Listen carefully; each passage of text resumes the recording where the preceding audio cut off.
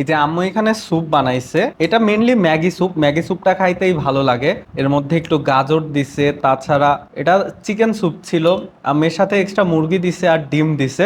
সেই সাথে আমি একটু বেশি করে আদা দিতে বলছি এর ভিতরে। মেইনলি আমার একটু ঠান্ডা লাগছে, এর জন্য আদার পরিমাণটা বেশি প্রয়োজন। আজকে সকালবেলায় আর কি ঠান্ডাটা একটু বেশিই ছিল আরো।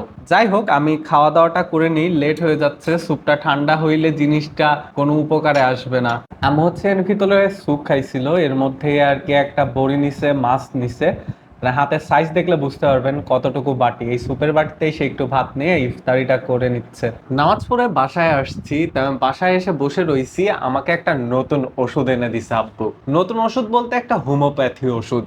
এই যে হোমিওপ্যাথি, এই যে এই ওষুধটা, মানে এই ওষুধটা এনে বলছে প্রতিদিন আর কি 1 ঘন্টা পর পর খাইতে, 1 ঘন্টা পর পর খায় শেষ করে দিতে। তার মানে ঠান্ডা ঠান্ডা লেগে আমার হুট করে একটু সমস্যা হচ্ছিল, তাই বলছে এই ওষুধটা খাইতে, দেখি খায় আসলে ভালো লাগে নাকি। এর আগেও আসলে আমি একটা হোমিওপ্যাথি ওষুধ কিছুদিন খাইছিলাম, তার মানে 2-3 দিন।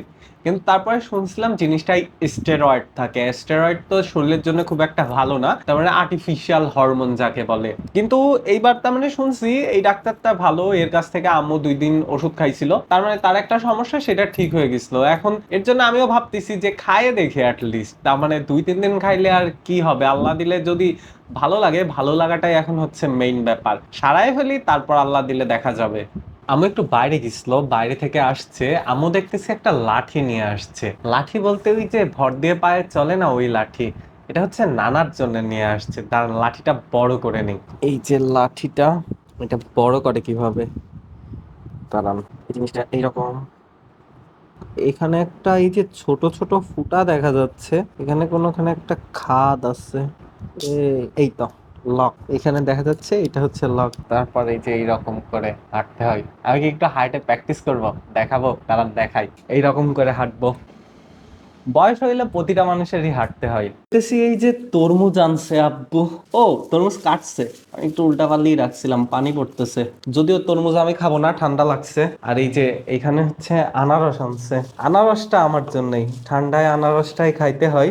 আনারসের কিন্তু সুন্দর একটা সেন্টও পাওয়া যাচ্ছে। পাশেই দেখতেছি আম্মু হলো ওই যে ঠান্ডা লাগছে বলে কালো জিরা, রসুন আর তেল রাখছে, এটা ফুটায় রাখছিল। আর এই যে এখানে আনছে হচ্ছে বিরিয়ানি, যত সম্ভব। এটা কিসের বিরিয়ানি, দাঁড়ান খুলে দেখি। ও, এটা হচ্ছে মুরগি দিয়ে বিরিয়ানি। এটা 2টা প্যাকেট আনছে। এটা কি রাত্রিবেলা খাবা? রাত্রিবেলা খাওয়ার জন্য 1 প্যাকেট।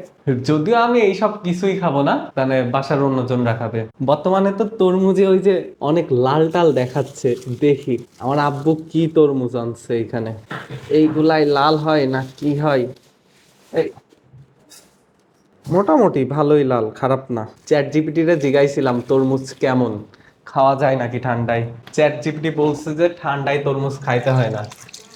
জ্বর ঠান্ডা লেগে এই কয়েকদিন একদম একটা অগোছালো জীবন হয়ে গেছে। তার মানে চুলদারি দেখলেও বোঝা যাচ্ছে চুলদারি একদম অগোছালো। আজকে কয়েকদিন পরে শ্যাম্পু ট্যাম্পু করছি।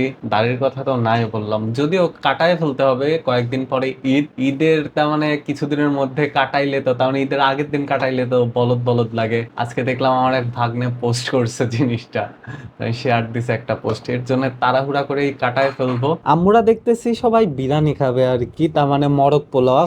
এখানে দেখা যাচ্ছে এই যে 2টা রোস্ট আছে, 2টা ডিম আছে, সালাদ আছে।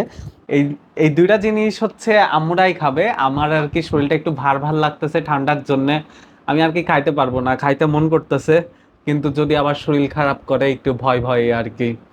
যাই হোক, দেখতে কিন্তু সুন্দর লাগতেছে এখানে। যাই হোক, আজকের ভিডিও এই পর্যন্তই। দেখা হবে পরের কোনো ভিডিওতে শীঘ্রই।